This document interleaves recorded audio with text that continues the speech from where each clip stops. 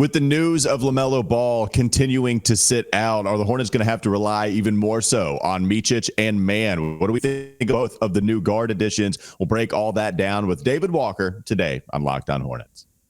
You are Locked On Hornets, your daily Charlotte Hornets podcast. Part of the Locked On Podcast Network, your team every day. In a minute, cuz we live.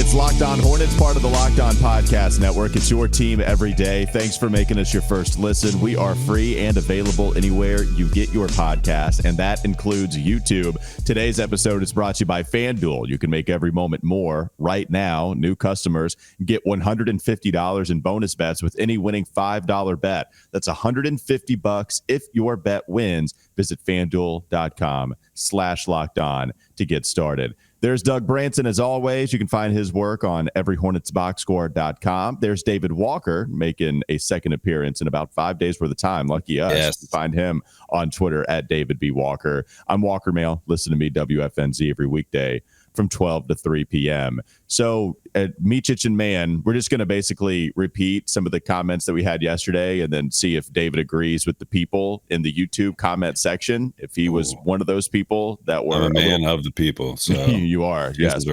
Nicely done. But before we get to if we were too hard on the Hornets yesterday, though, I did want to look at this Micic and Mann conversation again, because we just continue to see that LaMelo Ball is going to sit out. I mentioned it yesterday, coming right back from the All-Star break, they were going to open up with a back-to-back. Okay, it makes sense if LaMelo is going to make his debut post-All-Star break very soon. Maybe you just wait for the second game of that back-to-back, let him sit out, and then go out against Golden State and have a marquee matchup. But continue just to see out, and we aren't even getting the questionable. We're not even getting the doubtful designation. David, how worried are you now how worried are you that he just doesn't suit up within the next week, month? I don't think he's going to sit out the rest of the year, but no. We continue to see him not play. How worried are you about it? Yeah, I mean, oddly enough, I feel good because they're taking every last precaution on this one. It feels like, at least that's how I'm choosing to look at it, because they've brought him back before and it hasn't worked out well. Now they have the luxury of taking some time because they have not just one guy, but multiple guys that they can play in his place and actually make impact in a positive way and win some games. So you obviously want to see him out there. You want to get him in for this home stretch. You want to get him some time with the new guys as well, and with Brandon Miller and everyone else. You want him to play, but you have. They really cannot risk putting him out there until it's everyone on the same page, 100% sure that he's ready to go and he won't have any setbacks. And they're never really going to know that until they put him out there. But I guess until you see him, you're always going to feel a little,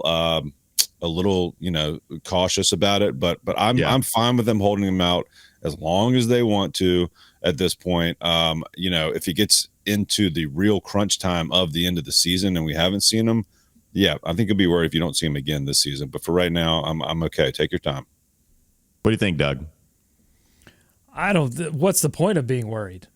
I mean, at this point, it's in the Hornets' hands. It's a good life question, to be honest. Is there any reason to be worried about what you can control? That's right. We got BetterHelp a little bit later, so Doug, you can even give us some things for BetterHelp, because that's a great question on life.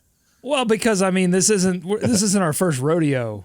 I got tricked by an article. I thought he was coming back, and it ended up being the article that Woj, reported when he was coming back the first time this season. So I'm getting tricked by articles because he's been out so much. Okay, yeah. So I don't know that there is any point. I see a lot of. I think this all is rooted in Rod Boone, putting video out of him doing warm-ups and stuff, and then saying, I don't know what he said exactly, but kind of hinting that maybe a return. So I think people have gotten their hopes up, and they're really just, every time they hit that injury report, they just really hope that LaMelo Ball is going to be questionable or doubtful. And the Hornets don't seem to be messing around. I think the rest of the league got a memo, including the Hornets. Stop messing around with these designations.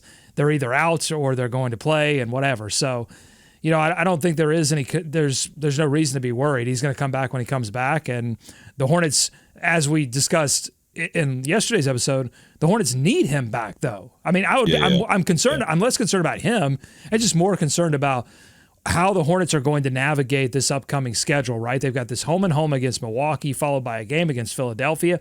The back half of this schedule is brutal. They're going to need everybody that they can get, including Bertans and Curry. Get them off the injury report as well. The less time we have to see McGowan's and Thor and the rest of the crew that was helming the bench before, the better. Well, and so, David, you mentioned how at least we have Micic and Mann, right? Those guys have been celebrated quite a bit, even with the shooting woes. And there have been some problems with him shooting from distance. But at least Micic is fun, knows how to get these guys the basketball in the right spot. And also, I was checking out his numbers on cleaning the glass, and he just finishes at the rim at not just like a pretty good rate, but at the best rate among combo guards and point guards this season. Doesn't matter if it was with Oklahoma City. He's doing the same thing here with Charlotte. He's finishing at the rim at a 98th percentile among point guards. It's like, okay, not like it's one of those revelations where, okay, when you go back and think about it, yeah, I guess he has been doing a pretty nice job at hitting his layups, but it's not anything I expected to see when I visited his cleaning the glass page. The other parts of his game, shooting accuracy wise, yeah, they're pretty far down the list compared to everybody else, but at least he's finishing at the rim. And I know a lot of people are falling in love with Tre Mann. David, I know you were looking at some of those guys' stats as well. I mean, if you're a Hornets fan, you have to love what you're seeing from Mann and Micic. Yeah, we could use some more three-chich from Micic every once in a while, but his shot looks okay to me. It's just like he's probably the last guy you want out there shooting it as that ball swings around. But like, I'm not overly concerned with that one. Not surprisingly, the team is better when one of them is out there. Shockingly enough, they're running the offense well.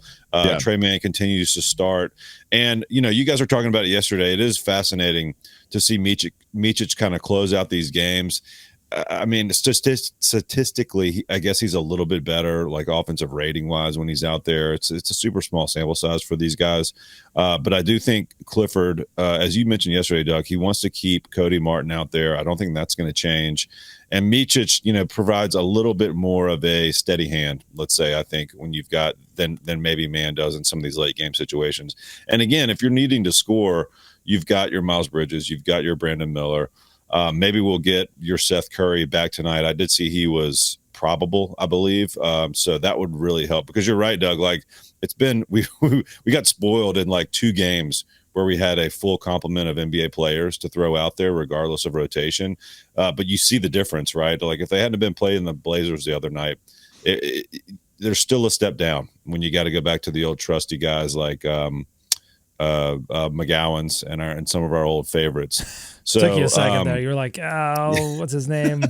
I almost forgot him. Just kidding, Bryce. We love you. But yeah. So I mean, we're very fortunate to have those guys. It's really going to be interesting when LaMelo comes back. I mean, that's the big question for me. Like, I could see Mann, his numbers, his minutes getting knocked way down almost. I mean, if LaMelo's starting and they keep Cody Martin out there, it could go either way. It doesn't feel like Clifford wants to keep Cody Martin on the bench, though, for a lot of reasons, defensively being the most out there. So who knows what's going to happen when they come back. But, I guess that's kind of what they're playing for right now. It's like, hey, look what I can do when I'm out here and what I'm doing for everybody else. And again, it's not as if Tre Mann is playing bad defense. No, not at all. There are moments where he's impacting the game on the defensive end with deflections and steals and so on and so forth. It's just that Cody Martin has the size and the skill to guard the best guard, elite guards. He can guard them and he can take their game away. And that's what the Hornets have to do against some of these teams. I think it would be interesting, tonight they play the Bucks. If the game manages to be close at the end, but the Hornets are down, 10-8 with 6 to go, if Clifford would then elect to play Mann a little bit more to close the game, because in all of these games where Micic is closed, they've been generally protecting a lead. And when you're protecting a lead, you want to make sure that the guy handling the ball is not going to give it away. and you're less interested in probably the 3-point shooting that they would have with Mann over Micic. So I'd be interested to see if that happens tonight against Milwaukee. Last thing, at least, if we're just going to continue to explore the numbers, I've just been doing a little more so here with Micic and Mann. Yes. Big time nerd stuff right now. So Micic is in the 100th percentile in points per possession offensively, and the differential for him on the floor is in the 98th. Like when Micic is on the floor, if you think Micic is just the beneficiary of maybe playing with better players and in those closing lineups where they've had a couple of bad teams that they faced with Utah after the deadline, against Portland as well. So like maybe for sure, small sample size, we could do that whole, small sample doesn't matter. I don't know if that's alien or nerd, but either way, if you want to do that, that's fine. But also, they've just looked a lot better with him on the floor. That's how that's how the numbers have spoken for his performance out there. And it's almost instant, right? Like you'll see him come in, sub in, whenever he does in the first quarter, second quarter, whatever. And it's like almost instantly, it seems like there's a pick and roll play at the rim and we score. Like he really finds a way. He's super crafty.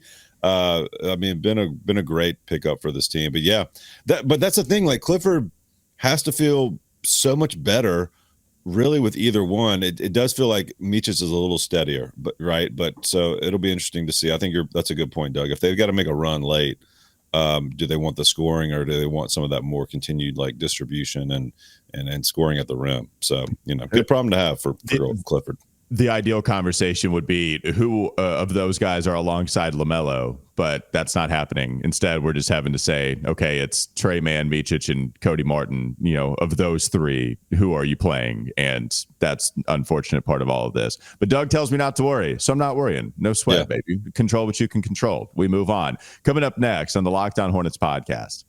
Don't go to sleep on the Hornets just yet. Speaking of feelings, I did want to get to some of the feelings that others had watching our show yesterday. Doug, you said that people in the YouTube comment section thought we were being too hard on the Hornets. After we were sniffing the glue and fruit salad yummy was no more, now we're being too hard on them.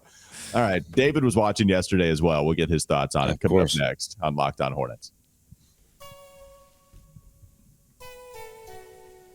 Before we start to talk a little more about our feelings, I want to tell you this episode is brought to you by Nissan. Are you the kind of driver that likes to push things just a little further? Ever wonder what adventure could be around the next corner? Our friends at Nissan have a lineup of SUVs with the capabilities to take your adventure to the next level. The 2024 Nissan Rogue is perfect for city drives and great escapes. Classic exclusive Google built-in is your always updating assistant to call on for almost anything. Gone are the days of connecting your phone. Google Assistant, Google Maps, and Google Play Store are built right into the 12.3-inch high-definition touchscreen performance system. The 2024 Nissan Rogue is the perfect midsize crossover for your next adventure. There's also the incredible 2024 Nissan Pathfinder. It has room for up to 8 people, an expansive cargo capacity, and advanced availability 4x4 capability with 284 horsepower and up to 6,000 pounds towing.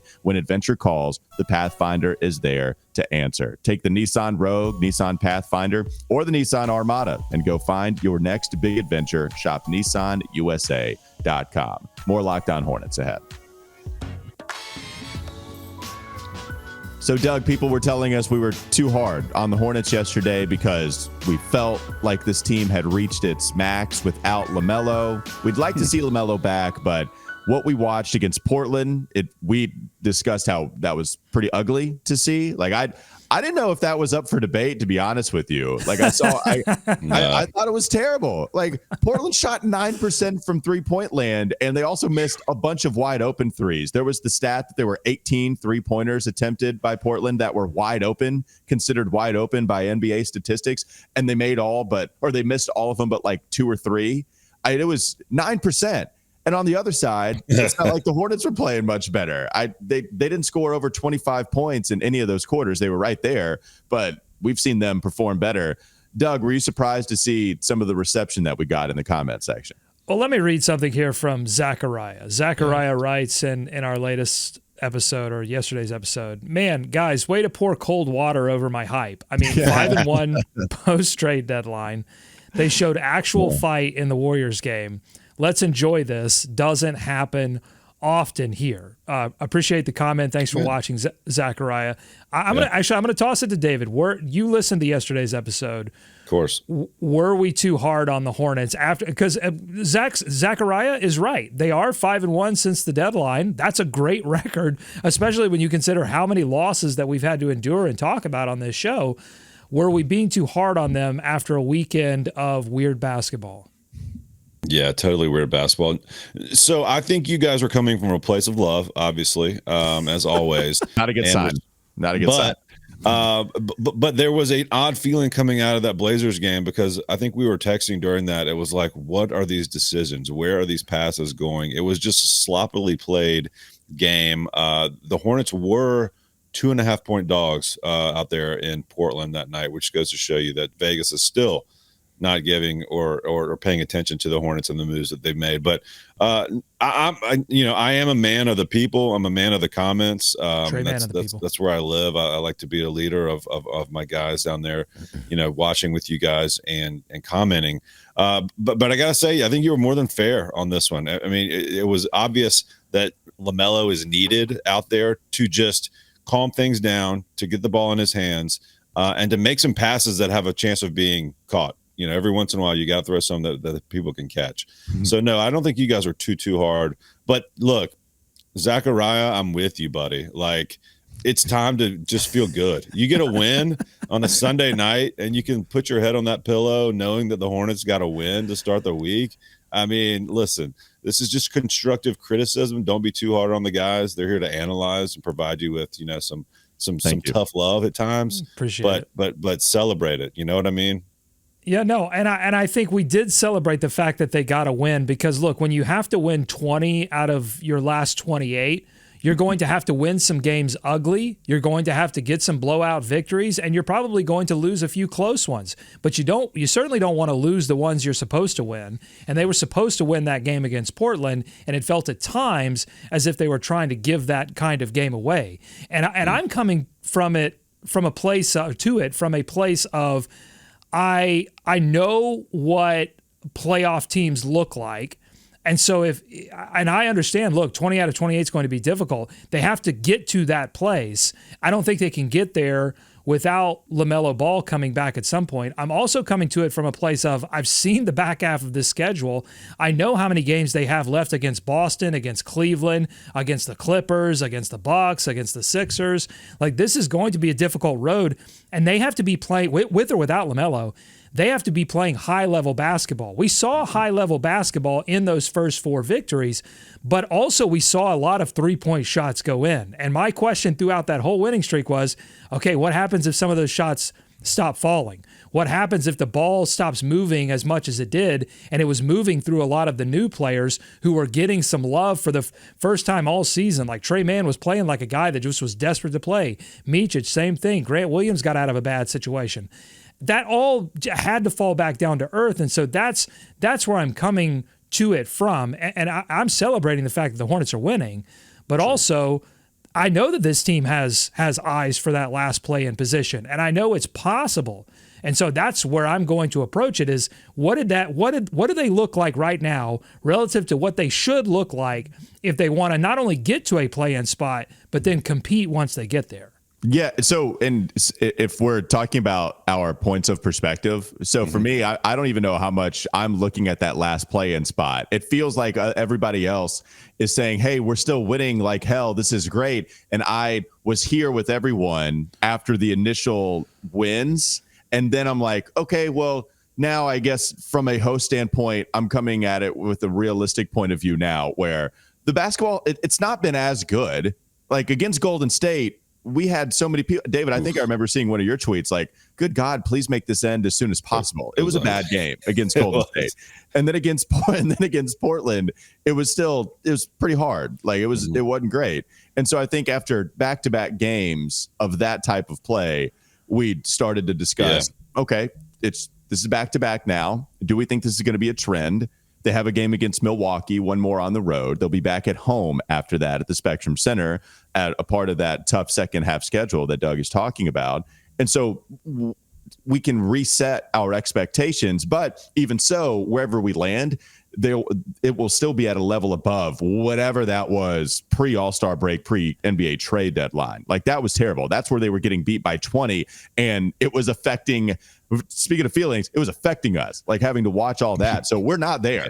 I just want everybody to understand, we are not there. That was a terrible space. I hope we never go back. We're not there. We're actually talking about like legit good losing basketball, if that makes sense. And I think that's what we've been getting the last couple of games. And pre-trade deadline, by the way, I would have been right there with you. If they were, and I don't think they could have won 5 of 6 post-trade deadline without making those moves, but had they, I would have been right there. Like, let's celebrate. Here's something else that was written. Gareth says, forget about the playoffs and just enjoy the improvement. Once I saw what this team was after the trade deadline, once I saw a bench that was full of NBA players, now you got me dreaming. And once I'm dreaming, I can't stop dreaming.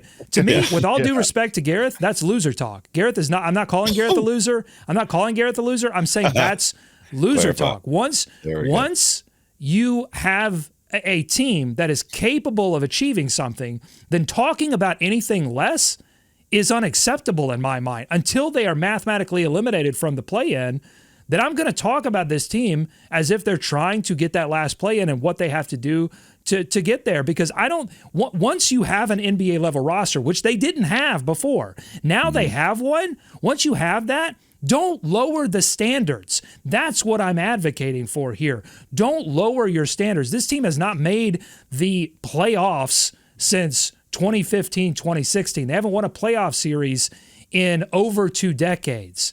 Let's not get in this place as a fan base or a franchise where we are willing to accept, well, they improved. They won 5 more games than they did last season. Booty, I say to that. Booty. I want to make the playoffs. We did that after the first 3 games, though, right? But then we went to a different level. Were we losers the first 3 games, and then we transitioned into wins after? Okay, because honestly, Gareth, I'm right there with you, man. I'm a loser too. Like, we're just. I'm not calling anybody a loser. I'm saying that's loser talk. Yeah. That's not. I'm not calling anyone a loser. Yeah. Well, I think the difference that we're seeing is now, like, the Hornets are at a place where they can play an ugly, not very good basketball game against a bad team in Portland and still get a win. Whereas that wasn't always the case pre-trade deadline. Like with that that former group, they'd almost have to play perfect no matter who was playing that night. And they still have to play really well to beat good to great, obviously, teams. Like the Bucks matchup is not one that I love, just mostly because of Giannis and Dame are out there, but they can play well enough to win that game. Like they don't have to play out of their minds, right? But with the current players they have. But I do want to jump to Doug's 20 of 28 campaign real quick, if I may, because I see what's going on here and I like it. Doug is absolutely on the ground floor. He may be subterranean on this campaign for 20 and 28. I haven't heard anyone else talk about it, but I can just envision it happening. And just the hashtag 20 of 28, the t-shirts that are, I'm sure in draft form right now. I love what's going on here. If we can just get a few more wins here to really get this 20 of 28 train rolling. They've done it before. 13, 14 Bobcats. They've done it before. And that's the whole thing. Before. That's the whole thing. If this were truly impossible, I would not be coming on here and talking about play-in, playoff, postseason play. But here's the thing. I would like to see the Hornets in the postseason before I see my own grandchildren. Okay? Like, that's all. So I'm just saying, with the new ownership group and raising ticket prices and building new practice facilities, let's make sure that we don't settle for improved play. I don't want to settle for anything less than postseason play. And that's the standard that I'm going to hold this team to. And you know why I'm going to hold this team to that standard? Because it's fair to hold them to this standard. Because I've seen the bench play. They have veterans now. No more excuses. This team, look, if they fall short, they fall short. And I'll say, valiant effort, boys. You tried hard. You did. 20 of 28 was impossible. Loser talk, man. You can't try hard. That's loser talk, Doug. No. After it's all done. That's what I'm saying. Right. We're all getting ahead of ourselves. We're all saying valiant effort, good job, moral victory before the season's over. That's for the season to be over. What I'm saying now is I'm going to hold you to that standard, and if the Hornets don't play like a team that deserves to be in the play-in, then I'm going to tell you on this show. Okay. Hashtag 20-8, baby. We're going to do it. Let's move on. One more segment to go. Coming up next on the Locked On Hornets podcast. Don't go to sleep on the Hornets just yet. We'll talk more T-shirt ideas and get more thoughts from David Walker, some of his takes on what he's seen the last couple of games or so, and then move on to more Hornets content. That's a fine. Coming up next, Locked On Hornets. That's loser phlegm. I'm such a loser. This episode is brought to you by BetterHelp. Sometimes we all need the opportunity to get something off of our chest, whether it be big or small. Certain things can really start to get to you. It's important to let that out, especially to someone who's unbiased on your life. So today, I want to share how I've been feeling about something. You might even be thinking about the same thing this week.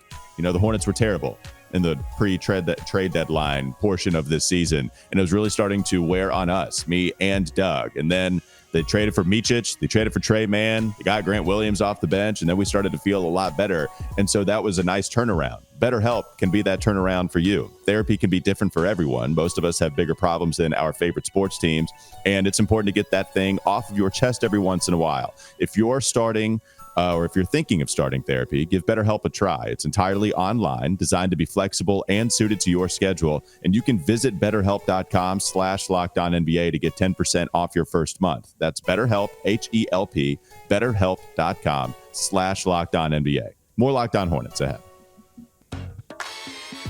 All right, boys, you're my friend group. You're my Hornets chat group, and so I'm going to bring something to you. I want to know if I'm a bad person, if this is unhealthy of me. But I check the PJ Washington and Gordon Hayward game log pretty much daily, and there is part of me that is getting a little bit of schadenfreude from watching the PJ Washington experience unfold in Dallas and the Gordon Hayward experience take off in Oklahoma City. Certainly the Gordon Hayward experience has not gotten off to a great start, but PJ is being a little inconsistent, and I pay attention. I'm secretly lurking in the Twitter chats of Mavs Twitter, and they are already like, hey, what's up? Why is this guy like really good from three one night and then just can't hit anything on the other night? I'm like, yes. So what's your question? Yeah. My question is, I don't feel bad for it. Should I feel bad for it? You should probably learn how to let things go. Maybe just a little bit. That would be something to consider. So we wouldn't have this podcast if that was the case. We wouldn't be here right now. Well, no, like what's happening with PJ is it's going to be very similar to what you're having with the Hornets experience. Although, you know, if you go back and you watch the Phoenix and Mavs game and then go check out Mavs Twitter there, they were extremely excited about PJ's performance despite going like 4 of 10 and not shooting well from three because he did a great job defensively on Kevin Durant. And so if you wanted to go and see what the Mavs chat was, at least on Twitter, like anybody that I follow or know of a Mavs account, they were all saying, hell yeah, man, he just held KD to inefficient shooting and 23 points. And like, that's where the people that understood that side of the floor, like, at least in my opinion, but then people would also, you know, have a problem with the defensive rebounding, which is still going to be an issue. This is who PJ is, man. I do think that PJ, like, I actually believe in his offense from the outside. I think it's going to get better with the players that he's playing with around him. We'll see as the sample size grows larger. I mean, we've seen him shoot better the first 3 years in the league compared to what he's done the last couple of seasons. I expect that to come back, but we'll see. And then Gordon Hayward's more interesting because they're just, Doug, if I'm not mistaken, I have not looked at all these game logs as much, but if I'm not mistaken, he's just not playing as much, right? Limited minutes, yeah. He got 12 minutes, 15, and then 14 in that game against Washington, which was a huge win for OKC. I mean, it's Washington. But but in those 15 minutes, he did manage to score 8 points. But in the other two games, laid some goosies. Yeah, it seems to run the gamut. I'm with you, Walker. I mean, we may have some of the same Mavs folks in our feed, but it's always like if he doesn't score a bunch, he's giving the Mavs exactly what they needed at the trade deadline via whatever effort plays, rebound, like loose ball, chase downs. To me, like the biggest, and obviously it's somewhat silly to do like an apples to apples comparison of the two guys in two different situations. It's odd that they've been entangled kind of since the offseason, these two teams and these two players in various ways. But like to me so far, right, the big difference for me watching Grant Williams versus watching PJ here, and Grant's been like probably better offensively than he will be night in, night out thus far. But it's like there's always going to be some impact from Grant Williams, and that may be bad, maybe good or bad, maybe a late, step in conversation to be had. But like there are nights where PJ, you forgot he was out there for entire games, right? And there was no impact made.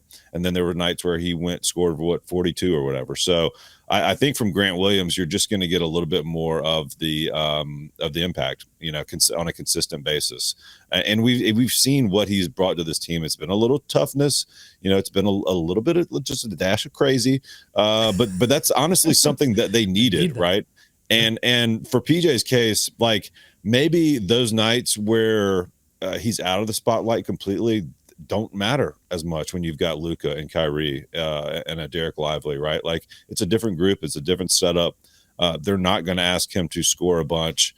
And when he does, it'll be a nice throw in, right? I mean, if he gets any big scoring nights with Luka and Kyrie out there, it'll be a huge bonus for that team. So like, I guess these comparisons will drag on throughout the end of the season just because people can't help themselves.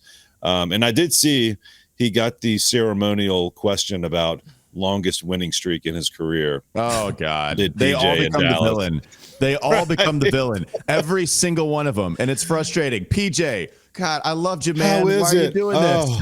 Like, how Terry, are you free? Are you breathing now? Everybody loved Terry, too. Like, Terry was the guy that pretty much every Hornets fan, if you didn't agree on him in the second year or third year, I think we eventually all agreed on Terry Rozier. And then he leaves, and then he makes some comment about the Hornets and how different it is with the Heat. Every single player that is traded out becomes the villain, and PJ is just the latest example. Honestly, Gordon is the only one that hadn't said anything yet. I'm waiting. About him. He was the villain when he was here.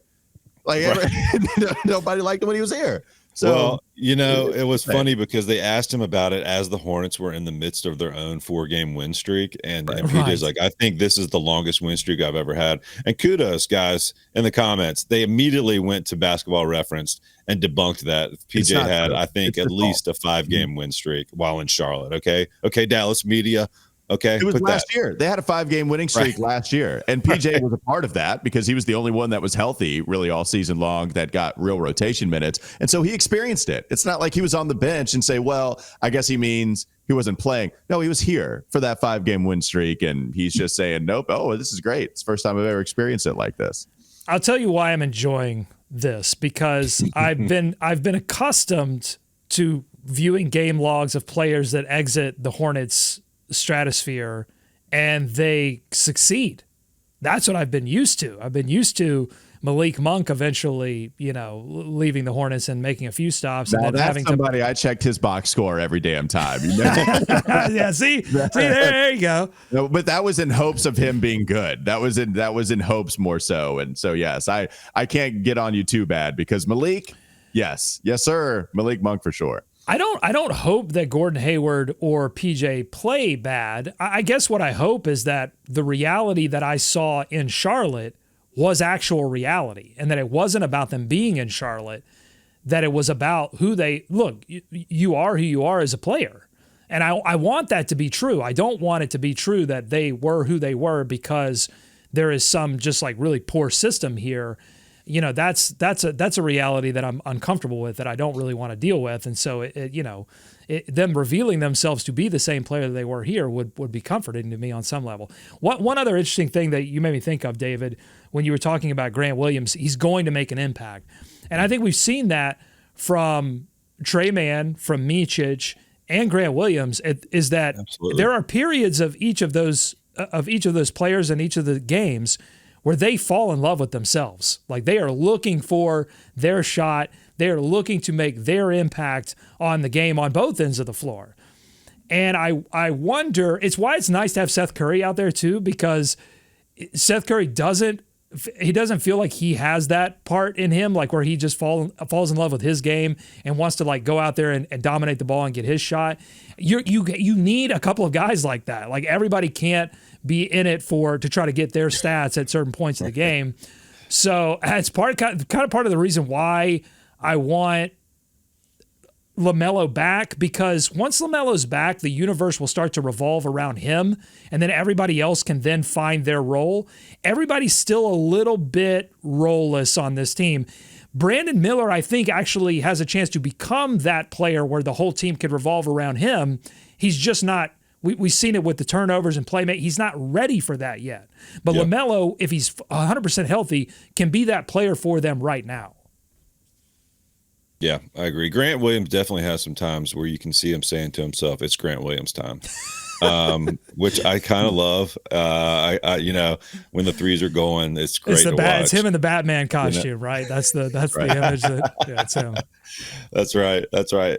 Nah, man, you're right, dude. I mean, watch out now, guys. I just shook up the camera a little bit. Okay. It's just a difference with having guys out there that can play. You're right. I mean, when you mentioned all of them making impact, I didn't even think about that, but you're right. Like all these guys have come in and made impacts. Well, and also like what's real true is, look, here I am defending PJ and maybe even Gordon. Well, not even Gordon, because Gordon wasn't playing, so Gordon's out of this. But it's okay. Look, they're trading PJ, and now the Hornets are so much better. Yeah, the thing about Grant and PJ, Grant is a better shooter. Way more. He's been more consistent. That's just a fact throughout. And while PJ, we thought he could be that guy, he's been inconsistent the last couple of years. And even before that, it's just he eventually ended at a higher spot. But Grant's a better shooter.